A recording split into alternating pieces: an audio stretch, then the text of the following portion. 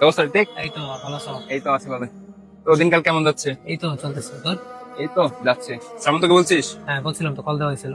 তাও ওকে একটা ফোন দে, কারণ ও তো সবসময় বলে যে আসবে আসবে। ঠিক আছে। হ্যালো শ্রাবন্ত, হ্যাঁ কোথায় আছিস? ঠিক আছে আয়। ওকে। বুঝেছিস? হ্যাঁ বুঝিস ভাই, শ্রাবন্ত যখনই আসুক না কেন, ও কিন্তু আমাদের কোনো বিল কিচ্ছু দেয় না, সবসময় আমাদেরকে যায়। আজও আসুক, আজকে আমি ওকে দিয়ে দাও। আসলে ওর ফ্যামিলির অবস্থা তো আমরা জানি, বুঝছিস? এখন কি বলিস তুই? ফ্যামিলি অবস্থা দেখে কি হবে? ও তো সব সময় শুধু একই কথা বলে যায়।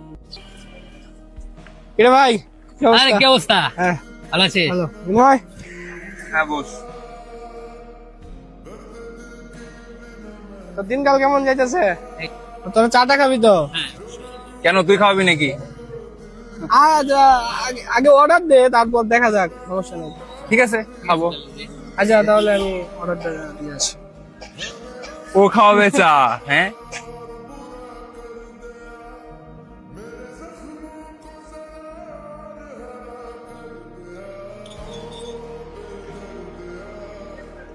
বাবা চা হবে না?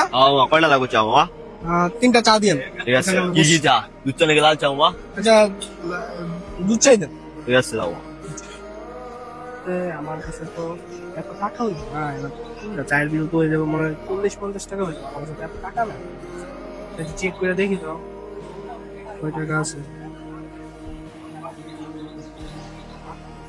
আচ্ছা এই দিয়ে আসলাম অর্ডার, আস্তে আস্তে। তুই দিয়ে আসলি? হ্যাঁ আমি দিছি, সমস্যা নেই।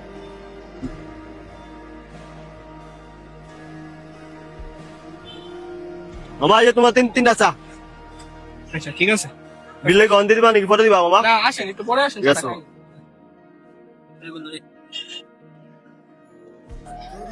ও, চাটা কিন্তু মজা হয়েছে।